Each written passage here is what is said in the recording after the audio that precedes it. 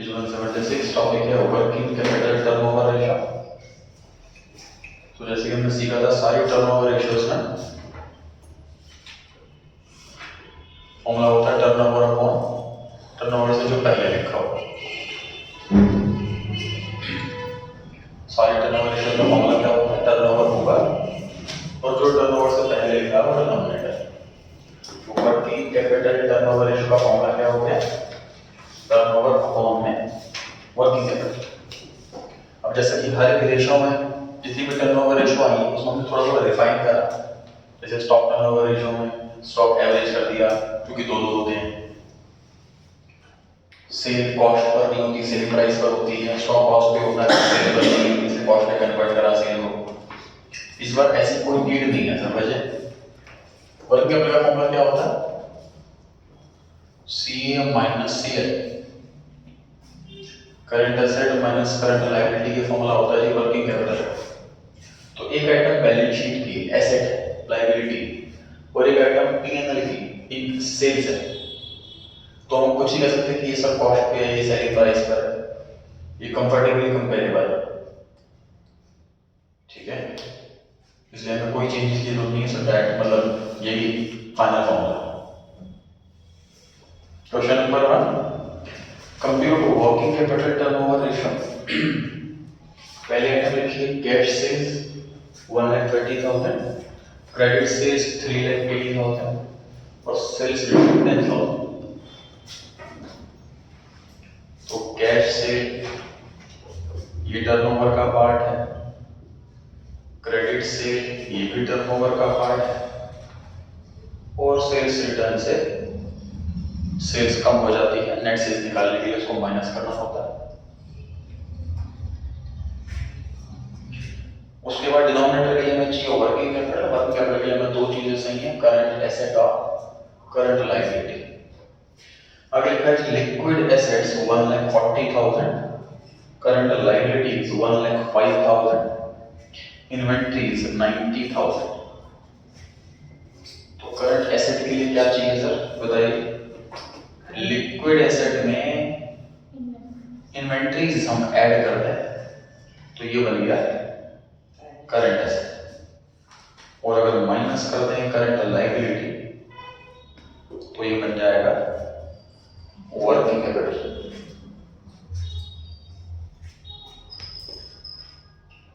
कुछ न्यूमरेटर बताएं फिर डिनोमिनेटर बताएं।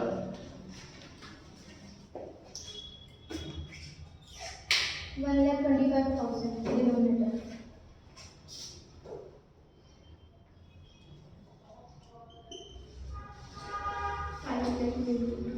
5 लाख पूरा।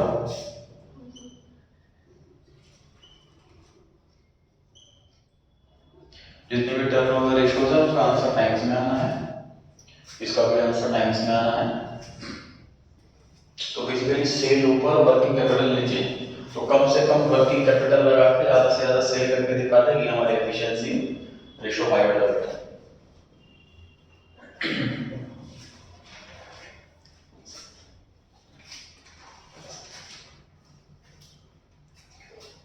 अगली रेशियो पढ़ते हैं sir, fixed asset turnover ratio. नाम से फॉर्मूला बनाएंगे, टर्नओवर ऊपर और फिक्स्ड एसेट नीचे। टर्नओवर ऊपर और फिक्स्ड एसेट्स नीचे। क्वेश्चन इकट्ठे हुआ, अगली रेशियो पढ़े उसके बाद आखिरी रेशियो टर्नओवर वाली, इसके दो नाम, नेट एसेट्स टर्नओवर रेशियो या फिर capital employed turnover ratio. Net assets बोलो या कैपिटल एम्प्लॉयड बोलो एक ही बात है। पता क्या क्या आता है कैपिटल एम्प्लॉयड के अंदर, non current liabilities share holders funds plus non current liability. Net assets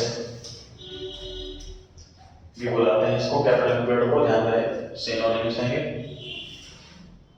interchangeably use किया जाता है कैपिटल एम्प्लॉयड के साथ नेट एसेट्स। तो लायबिलिटी साइड की पहली दो head share holder fund plus NCL, इसे ऐड करके इसको बोलते हैं कैपिटल एम्प्लॉयड और इसे बोलते हैं नेट एसेट्स। क्वेश्चन नंबर 2 पर आ गए थे हम। इस एक क्वेश्चन में 4 रेशियोज निकालने हैं। इस एक क्वेश्चन में 4 रेशियोज निकालने हैं। पढ़ते हैं जी। पहला डेट इक्विटी रेशियो, दूसरा वर्किंग कैपिटल टर्नओवर रेशियो, तीसरा फिक्स्ड एसेट्स टर्नओवर रेशियो और चौथा नेट एसेट्स टर्नओवर रेशियो। पहले item cash remaining from operation, bracket में लिखा एग्जाम में अवेलेबल नहीं होगा तो इसका मीनिंग कैश सेल्स होता है, क्योंकि रिमेनिंग फ्रॉम ऑपरेशन का मतलब सेल्स और कैश रिमेनिंग फ्रॉम ऑपरेशन का मतलब कैश सेल्स। पहले आइटम में रखिए जी हमें कैश सेल्स 40 लाख, उसके अगले आइटम में रखिए जी क्रेडिट सेल्स 20 लाख, उसके बाद कॉस्ट ऑफ रेवेन्यू। ये कॉस्ट ऑफ रेवेन्यू क्या चीज है इशा? तीसरी आइटम है cost of revenue from operation. हमने कितने मैन्युफैक्चर किया उसने? COGS cost of goods sold है, जो स्टॉक टर्नओवर रेशियो का न्यूमरेटर था। ठीक है, रेवेन्यू फ्रॉम ऑपरेशन मतलब सेल्स मतलब गुड्स सोल्ड और कॉस्ट ऑफ रेवेन्यू रेशियो मतलब कॉस्ट ऑफ गुड्स सोल्ड। ठीक है, तो इसको अंडरलाइन कर दिया, ब्रैकेट में COGS लिख सकते हैं।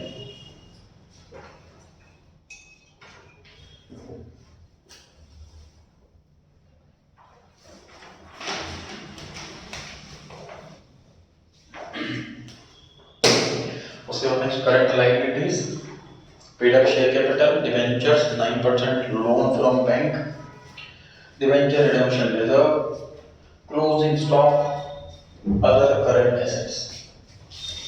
स्टार्ट करते हैं सर पहली आइटम से, date equity ratio.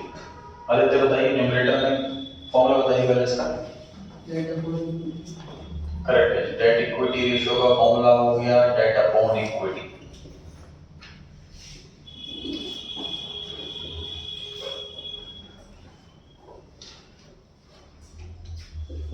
Ratio of debt meaning long term liability, non current liabilities NCL। Debt मतलब NCL, जितने भी लॉन्ग टर्म लोन है कंपनी पे वो सब आते हैं डेट में। अनिश क्वेश्चन में से ढूंढ के बताइए क्या क्या आइटम आएगी। सर डिबेंचर 3 लाख के, 3 लाख रुपए के डिबेंचर्स आएंगे, लोन फ्रॉम बैंक 7 लाख के, लोन फ्रॉम बैंक आएगा, और कोई आइटम? सर ये debenture reserve debenture redemption reserve आना चाहिए कि नहीं आना चाहिए? आशीष आप बताइए। सर वो नहीं आएगा ना, वो लॉन्ग टर्म वो प्रोविजन है ना एक तरह का, वो लोन थोड़ी ना है किसी को देना। आंसर सही है, रीजन गलत है। देखिए रिजर्व वर्ड पढ़ते ही आपके माइंड में एक चीज होनी चाहिए, रिजर्व्स एंड सरप्लस। जितने भी रिजर्व्स हैं उसके लिए एक ही जगह है, reserves and surplus. Reserve and surplus share holder fund का पार्ट है, नॉन करंट लायबिलिटी का नहीं, इसलिए नॉन करंट लायबिलिटी में नहीं है। ठीक है,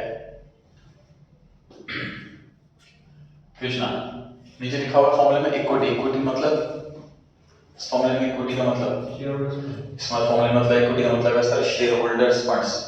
शेयर होल्डर फंड क्या क्या चीज आती है रिजर्व, इस फॉर्मूले में इक्विटी भी क्या क्या चीज आती है? क्वेश्चन में से नहीं, वैसे बताइए जल्दी क्या क्या नाम आती है इसमें? शेयर कैपिटल, शेयर कैपिटल आता है, प्रेफरेंस, प्रेफरेंस शेयर आते हैं,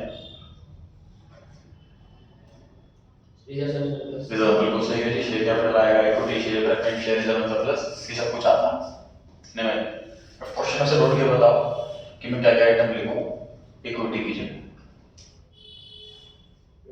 debenture redemption reserve, debenture redemption reserve बिल्कुल सही है जी।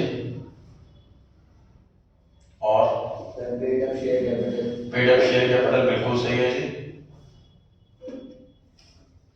और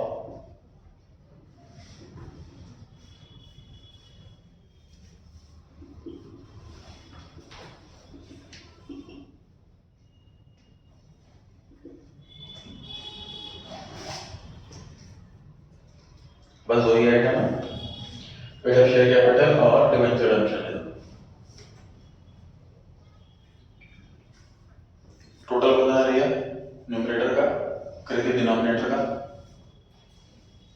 सर 10 लाख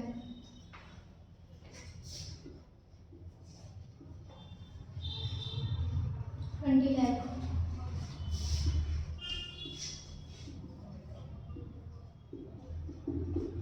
0.5:1.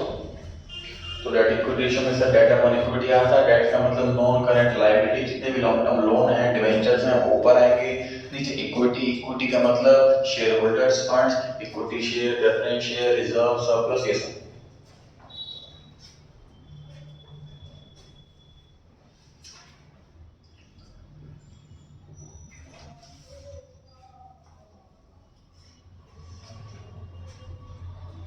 अगले रेशियो पर आते हैं कि working capital turnover ratio.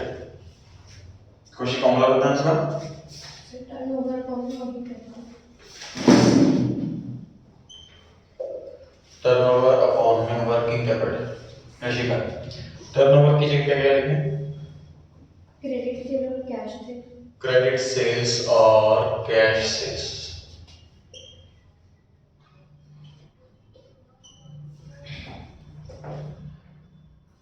Credit sales है 20 लाख और कैश सेल्स है 40 लाख। दो आइटम आएंगे। अधिकतर सेल्स रिटर्न होती तो इग्नोर करते या माइनस करते? माइनस करते।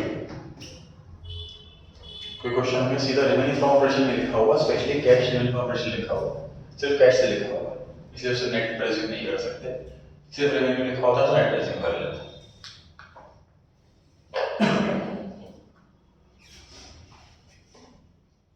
ऋषभ, वर्किंग कैपिटल का formula current assets minus current liability. Tanish, current asset कैसे निकालें?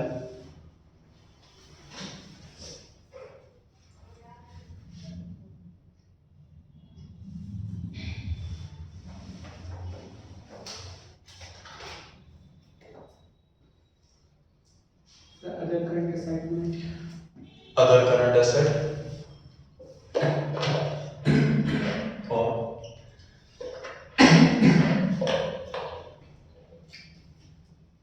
अदर करंट एसेट और कृष्णा क्लोजिंग स्टॉक।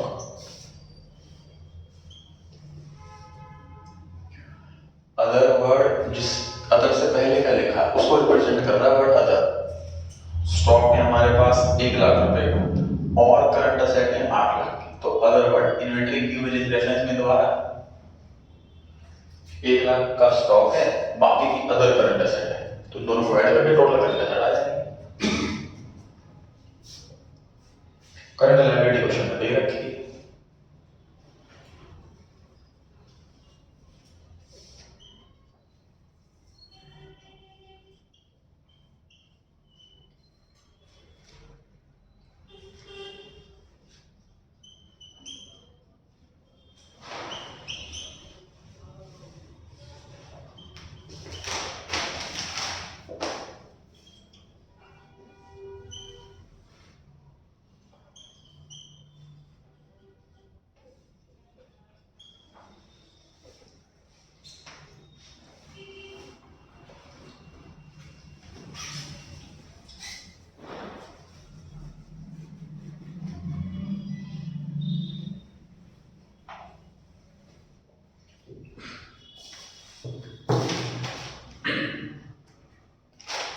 तीसरी रेशियो है कि फिक्स्ड एसेट्स टर्नओवर रेशियो। आशीष, फॉर्मूला बता।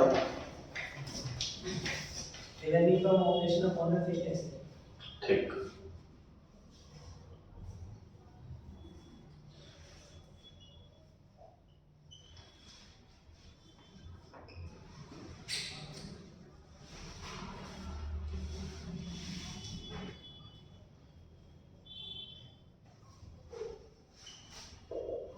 टर्नओवर मतलब 6 हमने अभी भी सॉल्व किया था पिछले क्वेश्चन में, 60 लगा रहा।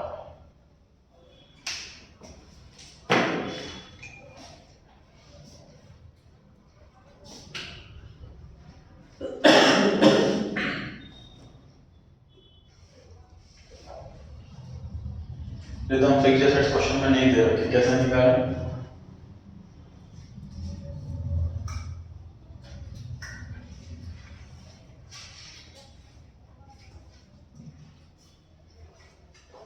नियमित फिक्स्ड एसेट कैसे निकाला? क्वेश्चन देखने में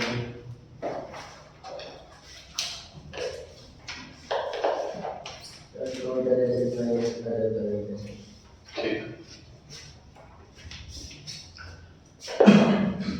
देखिए, share holders funds plus non current liability plus current, ये तो होगी लायबिलिटी साइड, बराबर fixed asset plus current asset, ये होगी एसेट साइड बराबर आती है। मतलब पहले जो बनाना तो टाइम खर्चों का एग्जाम है, उसको ऐसे फॉर्मूला बना दिए, तीन चीज लायबिलिटी साइड की, एसेट्स दो चीज एसेट साइड की। शेयर होल्डर फंड कितना, ये हम निकाल चुके हैं 20 लाख, पहले क्वेश्चन पहले पॉइंट में निकाला था। Non current liability 10 lakh, current liability question में दे रखी है 4 लाख। करंट एसेट हमने अभी भी सॉल्व किया था 9 लाख। अदर सीए और स्टॉक 9 लाख। तो लायबिलिटी साइड बराबर एसेट साइड, ये फॉर्मूला बना दिया। फिक्स्ड एसेट के अलावा सारी आइटम्स पता है, मुझे फिर इसकी हेल्प से फिक्स्ड एसेट निकल जाएगी। तो ये बताइए कितने हैं fixed asset?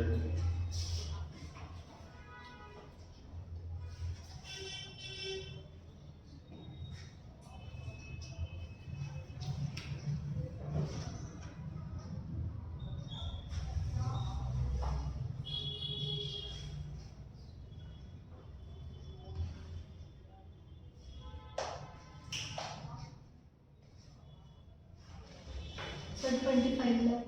25 lakh.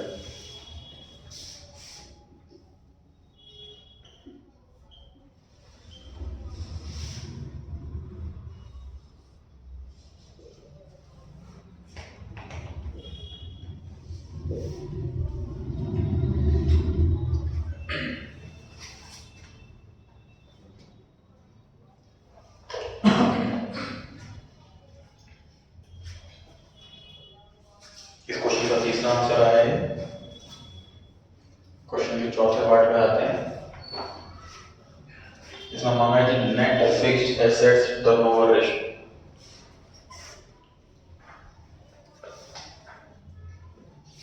So net assets turnover ratio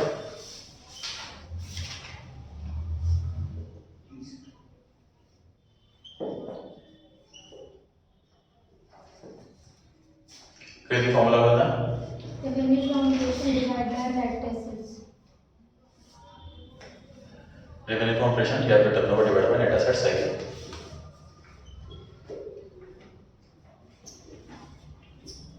turnover की मतलब सेल्स फॉर्म निकाल चुके हैं पिछले रेशियो में 60 लाख। खुशी नेट एसेट्स कैसे निकाला? So fixed assets like current assets. खुशी Non-current liabilities plus shareholder. ठीक है, वो डिस्कस किया था, ये रेशियो पढ़ा रहा था कभी 5 मिनट पहले कि नेट एसेट्स का दूसरा नाम है कैपिटल एम्प्लॉयड। और कैपिटल एम्प्लॉयड का मतलब, कैपिटल का मतलब यहाँ पर मनी, एम्प्लॉयड मतलब लगाना। तो कितना पैसा टोटल लगाया, चाहे खुद का चाहे कर्जे का,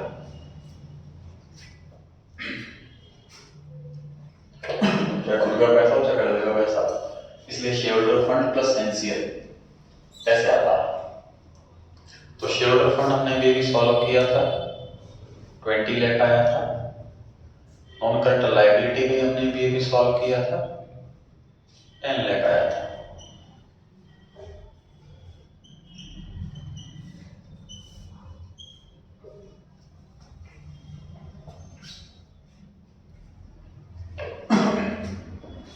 टर्नओवर रेशियो का आंसर 9 में है।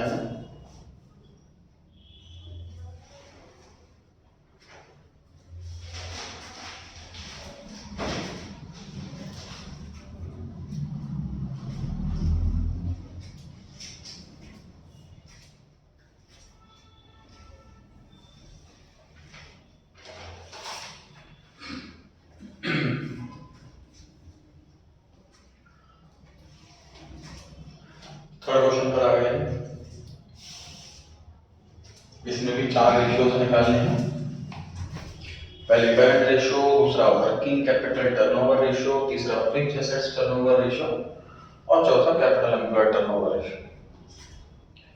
क्या क्या चीज दे रखी है क्वेश्चन में? रिवेन्यू फ्रॉम ऑपरेशंस मतलब sales, share holders funds, non current assets, total assets और नॉन करंट लायबिलिटीज, एनसीआई। चलिए पहली रेशियो पर आते हैं सर, करंट रेशियो का।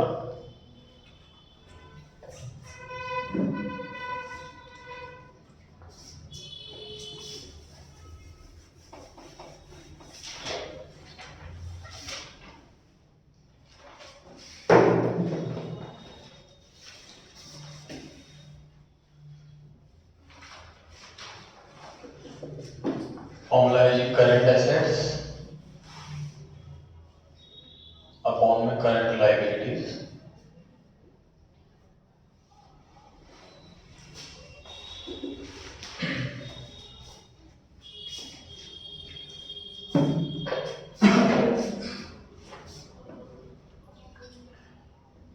करंट एसेट्स क्वेश्चन में नहीं दे रखे, करंट लायबिलिटीज भी क्वेश्चन में नहीं दे रखे। किसी का बताएं करंट एसेट कैसे निकालें?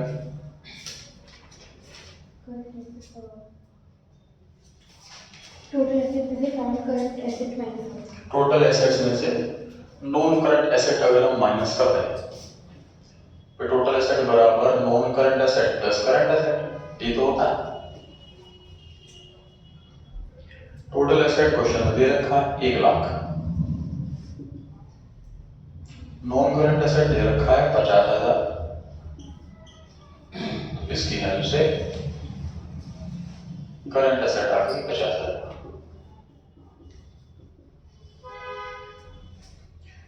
कृति करंट लायबिलिटी कैसे निकालें? दे लिया रखा क्वेश्चन में।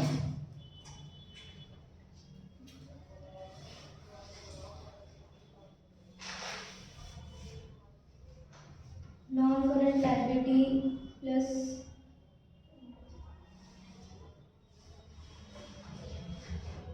खुशी शेयर होल्डर आगे प्लस नॉन करंट आगे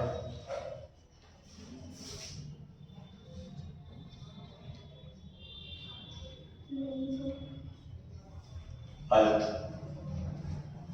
करंट लायबिलिटी कैसे निकालें?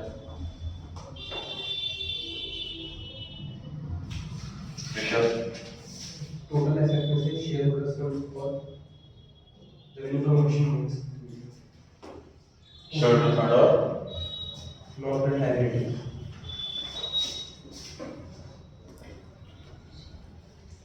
तो बेसिकली सर हम ये फॉर्मूला लगा रहे हैं, देखिए ध्यान से। लायबिलिटी साइड की तीनों आइटम जोड़कर टोटल एसेट ही तो आएगा। लायबिलिटी साइड की तीनों आइटम जोड़ लेंगे, शेयर होल्डर फंड, एनसीएल और सीएल, ये तीनों को ऐड करके टोटल एसेट्स आएगा। अब बस वैल्यूज पुट करने। शेयर होल्डर्स फंड्स की जगह 60,000, नॉन करंट लायबिलिटीज की जगह 20,000, टोटल एसेट्स की जगह 1 लाख,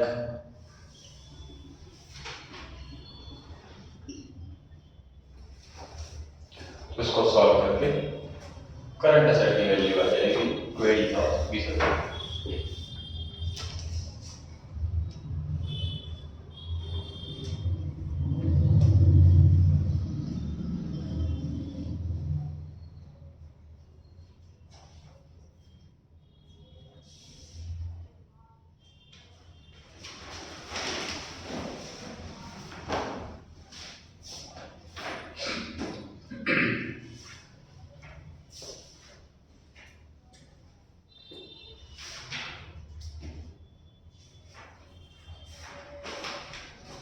करंट एसेट्स 50,000 रुपए आ रही थी, करंट लायबिलिटी 20,000 रुपए आ गई, 2.5:1 की रेशियो आ गई।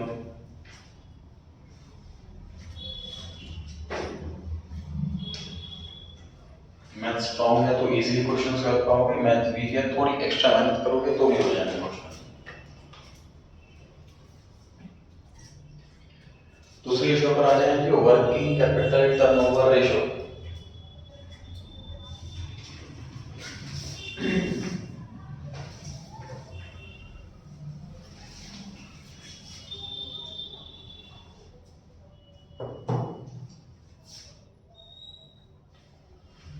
Turnover upon working capital.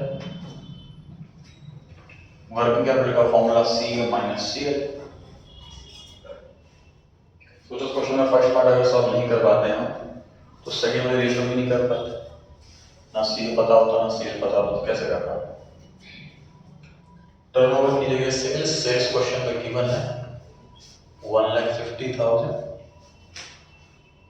CA 50,000 और CL 20,000। ये भी सॉल्व किया हमने CA और CL।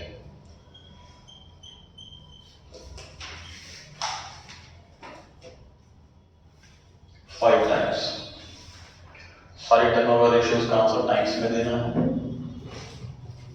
जितनी हमारी कंपनी को वर्किंग कैपिटल लगी हुई है उसकी 5 गुना हम सेल कर लेते हैं।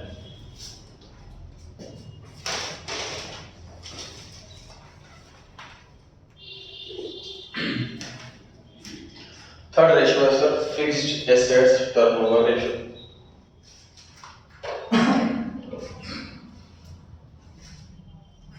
Turnover upon fixed assets.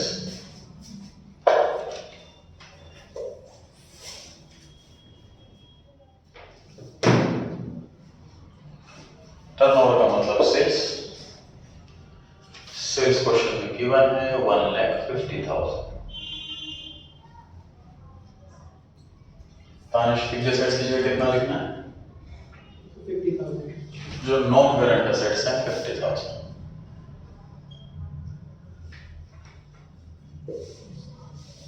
जो नॉन करंट एसेट्स हैं उसके अंदर दो चीजें आती हैं, फिक्स्ड एसेट और नॉन करंट इन्वेस्टमेंट। इन्वेस्टमेंट जरूरी नहीं है हर कंपनी में हो, इसलिए नॉन करंट एसेट को फिक्स्ड एसेट्स के साथ इंटरचेंजेबल यूज किया जा सकता है।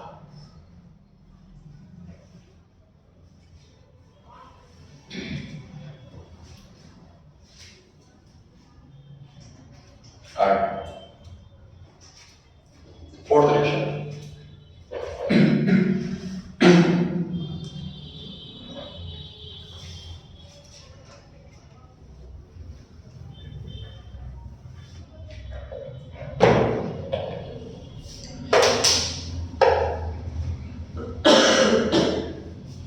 कैपिटल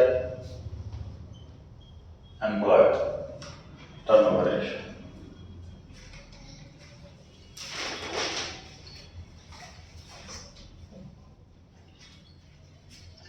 फॉर्मूला टर्नओवर अपॉन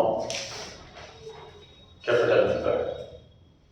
देखिए नेट एसेट्स भी क्यों नाम है इसका ध्यान से देखो। बताया कंपनी स्टार्ट करने के लिए हम खुद का पैसा लगाते हैं या लॉन्ग टर्म लोन लेते हैं। करंट लायबिलिटी तो सिर्फ इसको फाइनेंस करने के लिए लेते हैं। तो कंपनी में टोटल पैसा कितना लगा हुआ, नेट एसेट्स कितनी है?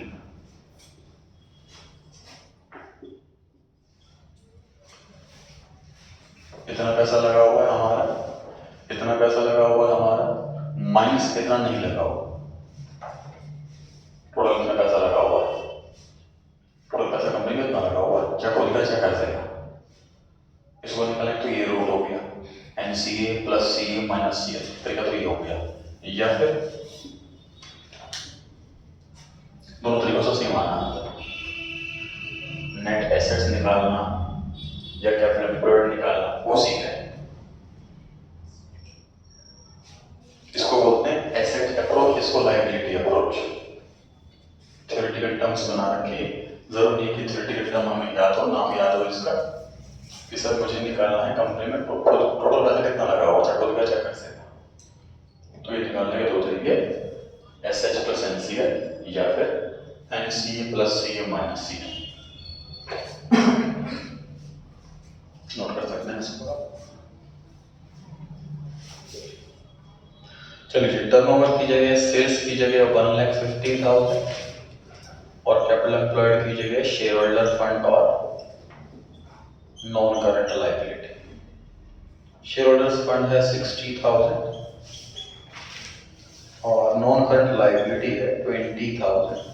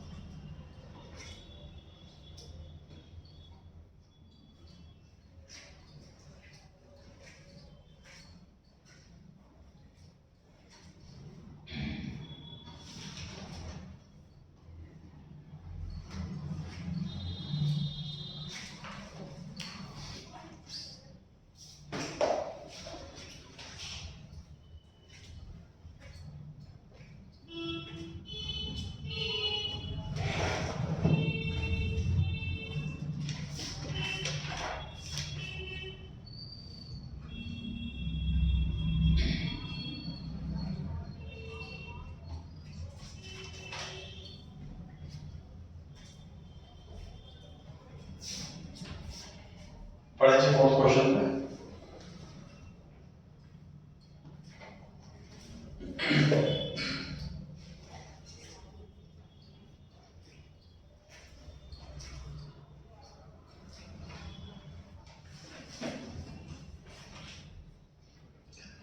A company earns gross profit of 25% on cost. In general accounts में जीपी दिया होता है तो सेल भी दिया होता है, अगर कॉस्ट पे है तो स्पेशली मेंशन होता है, जैसे कि इस क्वेश्चन में स्पेशली मेंशन है। For the year ending 31st March 2022, its gross profit was 5 lakh rupees, equity share capital 10 lakh, reserve and surplus 2 lakh, long term loan मतलब NCL 3 lakh, non current asset NCA 10 lakh। हमने जो short form है NCL asset ये हम class में use कर रहे हैं, इसको एग्जाम में यूज नहीं करना। पहले रेशियो आ गया sir working capital turnover ratio, आ जाते हैं इस पर।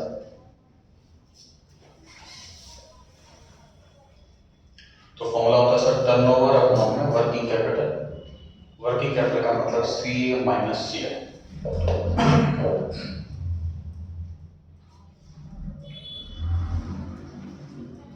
सर जीपी दे रखा है 25% on cost, let COGS x, तो जीपी कितना हो जाएगा 0.25x, जो कॉस्ट का 25% है वो जीपी है, ये लिखा हुआ है। कॉस्ट अगर x है तो जीपी 0.25x है, और जीपी क्वेश्चन में दे रखा है।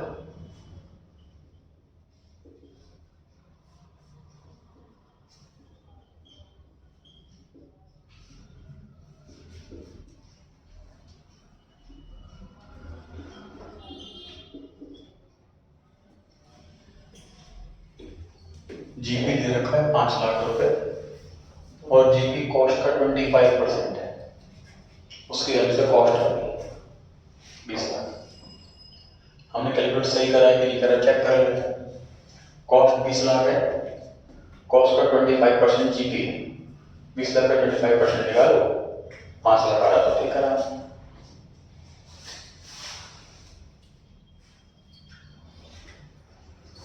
तो जो सेल्स होती है वो COGS प्लस जीपी होती है। हाँ जी, कॉस्ट है 20 लाख और जीपी है 5 लाख, या है 25 लाख।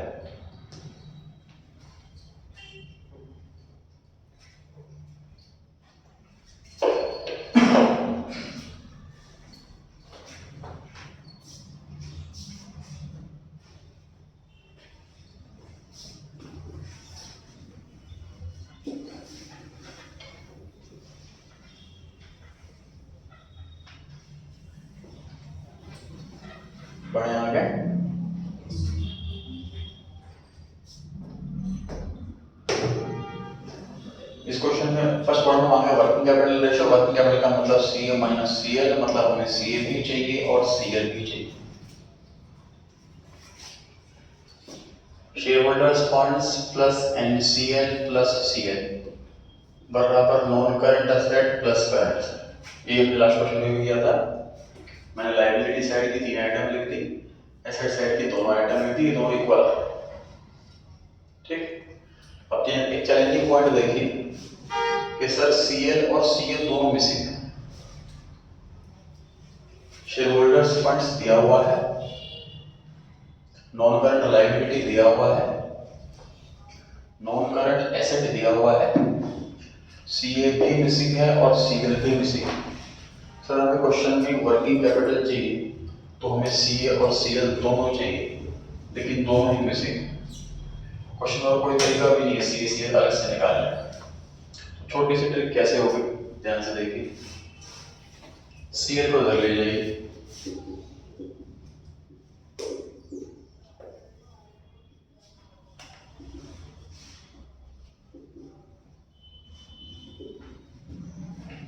देखिए मैंने सीएल और एनसी की अदला बदली करी। सीएल को मैंने दिया राइट हैंड साइड तो माइनस का बन गया, एनसीए को मैं ले आया लेफ्ट हैंड साइड तो ये भी माइनस का बन गया। देख पा रहे हैं कुछ ना कुछ। सीएल को राइट हैंड साइड ले गए तो माइनस का बन गया, एनसीए को लेफ्ट हैंड साइड ले गए तो माइनस का बन गया। अब हमें देखिए सीए और सीएल इंडिविजुअली थोड़ी जानना, हमें तो वर्किंग कैपिटल जानना। तो सीएम माइनस सीएल की जगह हम लिख देते हैं सीधा सीधा डब्ल्यूसी।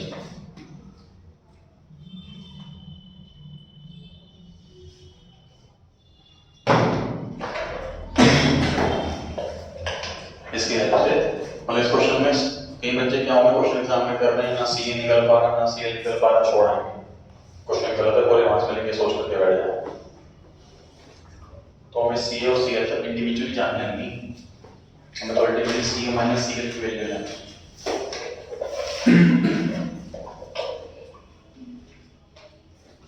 शेयरहोल्डर्स फंड की जगह ऋषभ पता क्या लिखे शेयरहोल्डर फंड की जगह 10 lakh plus 2 lakh. करेक्ट है। शेयरहोल्डर फंड 10 लाख के, रिजर्व एंड सरप्लस 2 लाख।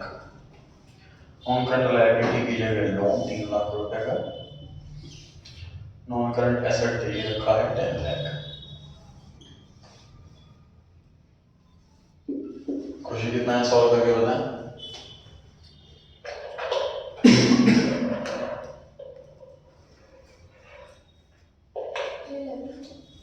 हाँ जी तानिशा पता। 5 lakh.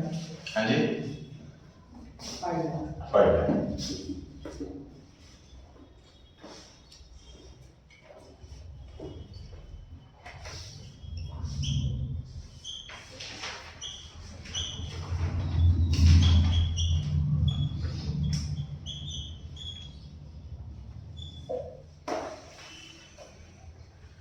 या गया जी 5 टाइम्स।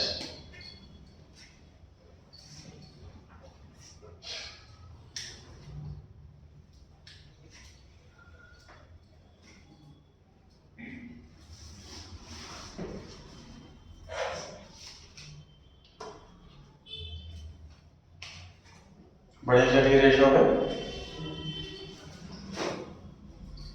नाम है fixed assets turnover ratio, formula में टर्नओवर अपॉन फिक्स्ड एसेट्स।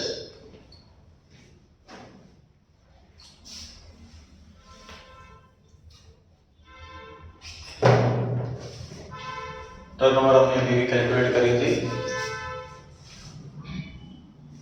25।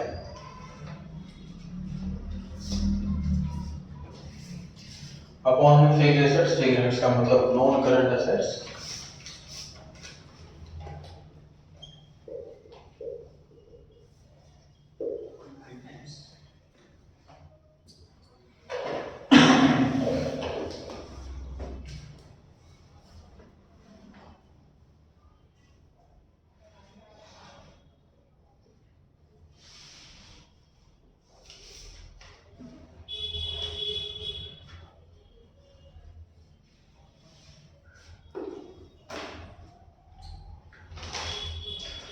तीसरी रेशियो मांगी sir net assets turnover ratio.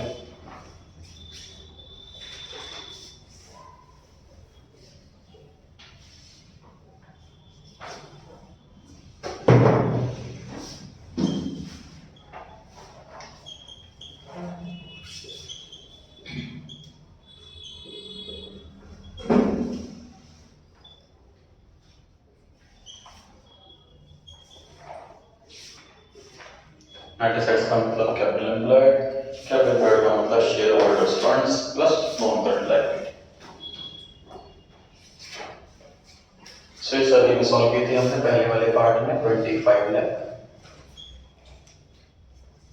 Share holder fund में दो चीजें आनी है, 10 लाख की शेयर कैपिटल और 2 लाख का reserve and surplus. Non current liability में लोन आना है 3 लाख।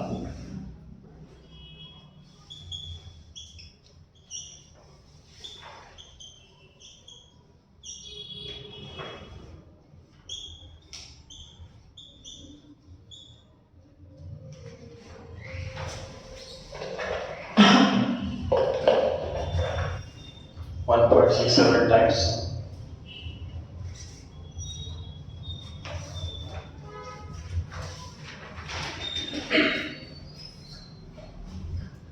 ये जो हमने यहाँ से सीखा है इसका सीधा फॉर्मूला भी लेके जा सकते हैं आप माइंड में।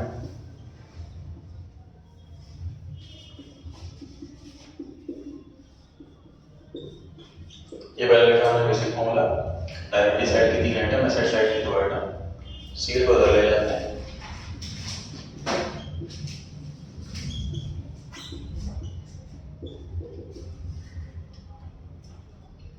सील को उधर ले गए, यहाँ पर सी माइनस सी आ गया।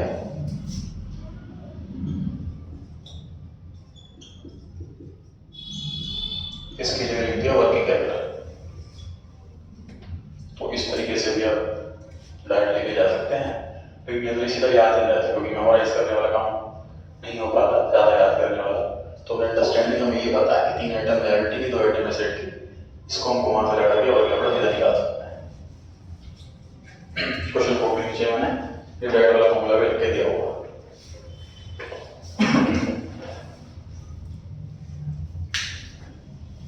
कंप्लीट हो गई सर हमारे टर्नओवर रेशियो, 3 कैटेगरी कंप्लीट हो गई है, liquidity ratio, solvency ratio, efficiency ratio. अब आखिरी कैटेगरी प्रॉफिटेबिलिटी रेशियो, कितने परसेंट प्रॉफिट कमाया, इसको कंपेयर करें सेल पर, इसे कंपेयर करें कैपिटल पर। इसकी कई सारी कैटेगरी पढ़ने वाले हैं। पहली category GP ratio. Explain the meaning and significance of GP ratio. Ratio between GP and net sales, formula दिया हुआ। नेक्स्ट पेज पे सिग्निफिकेंस दी हुई है जी। ज्यादा प्रॉफिट ज्यादा better, high the ratio better है, जितना ज्यादा उतना अच्छा है, क्योंकि जीपी से सारे एक्सपेंस कवर करने होते हैं। फोर्थ पॉइंट क्या बता रहा है, it measures the efficiency of production oblique purchase as well as price. यहां से देखिए सर, एक पर्सन 100 का सामान ला करके 120 का बेच रहा, मिस्टर ए। मिस्टर बी 100 का सामान ला के 130 का बेच रहा, क्वांटिटी बराबर बेच रहे हैं। तो मिस्टर बी की एफिशिएंसी किस चीज में, प्राइसिंग में, है ना, कि वो ज्यादा प्राइस चार्ज कर पा रहा है। ये सिर्फ 20 कमा रहा है, बी 30 कमा रहा है। समझ आ रही है बात?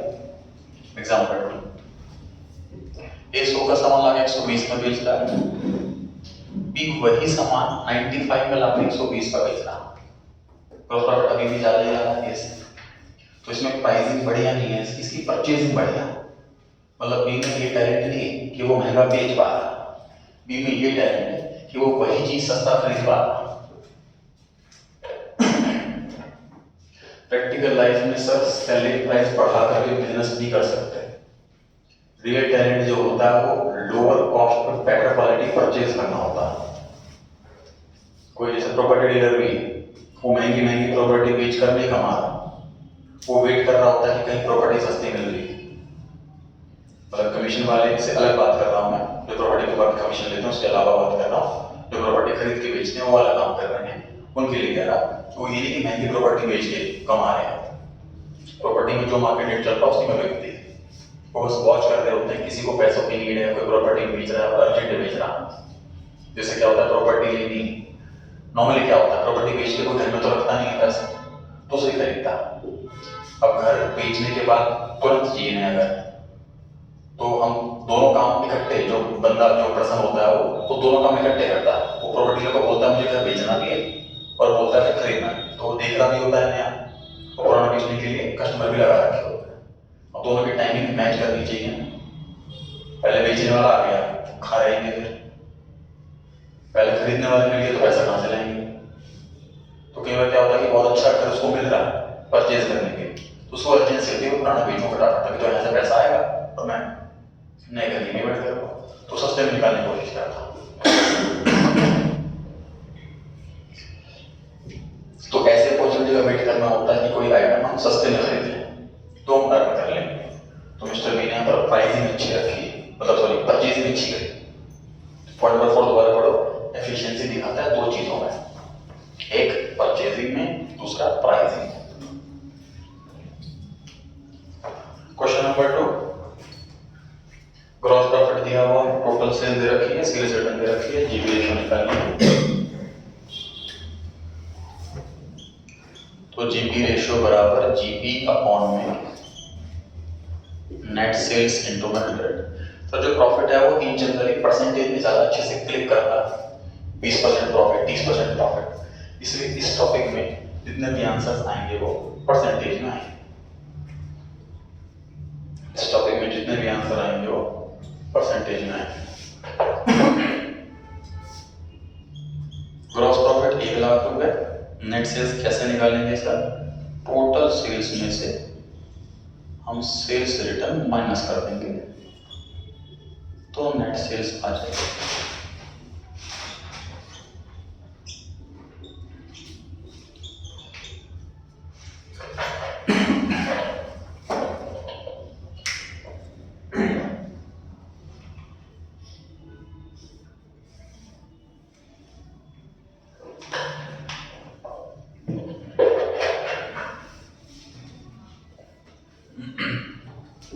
जीपी रेशियो की वजह से ही अकाउंट्स में प्रॉफिट के परसेंटेज सेल एज्यूम करते हैं, क्योंकि अकाउंट्स में जीपी रेशियो होती है, इसका डिनोमिनेटर सीओजीएस नहीं सेल्स होता। चलिए अगली रेशियो पर आ गए, नेट प्रॉफिट रेशियो। सारे खर्चे लेस करने के बाद, सारी इनकम ऐड करने के बाद जो फाइनल प्रॉफिट है उसे नेट प्रॉफिट कहते हैं। वो हमारा न्यूमरेटर रहेगा, सेल्स डिनोमिनेटर रहेगी इनटू 100। पहला क्वेश्चन दिया हुआ है इस टॉपिक का, इसमें मुझे दिख रही है sales 40 lakh, COGS 28 lakh, interest 1,60,000। तो सीओजीएस और इंटरेस्ट को मिला करके हो गया 29,60,000। सेल में से इसको माइनस कर देंगे तो नेट प्रॉफिट बिफोर टैक्स आ गया 10,40,000। टैक्स भी लेस कर दिए तो नेट प्रॉफिट आ गया 6,76,000। आगे लिखा है हमने इस साल डिविडेंड डिक्लेयर करा है 2,20,000। क्वेश्चन में 3 रेशियोज मांगी है। पहली ratio gross profit ratio, try कीजिए।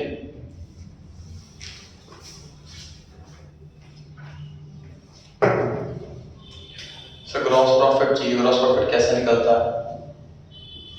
सेल्स माइनस सीओजीएस,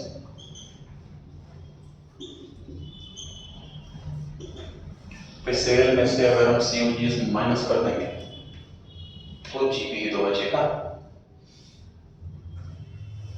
सेल्स कितनी? 40, सीओजीएस कितनी? 28 लाख।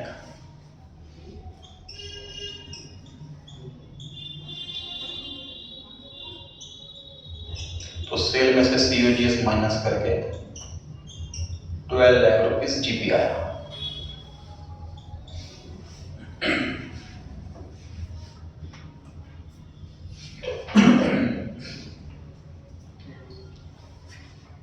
तो 30% का जीपी मार्जिन है इस कंपनी में, ये इंफॉर्मेशन मिल गई।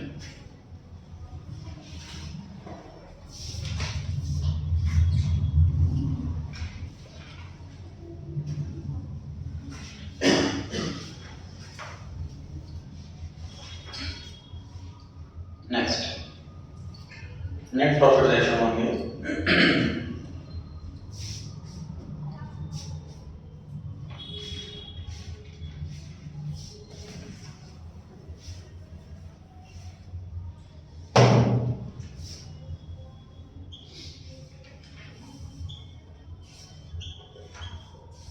नेट प्रॉफिट रेशियो बराबर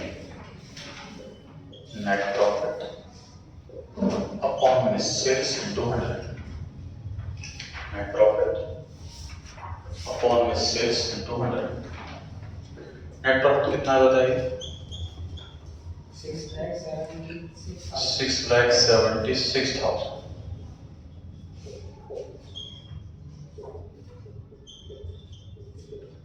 नेट प्रॉफिट क्वेश्चन दे रखा।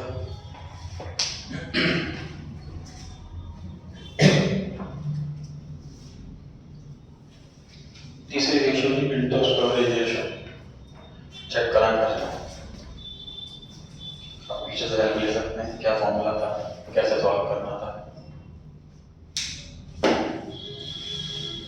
इतना करा रिवाइज कर दिया।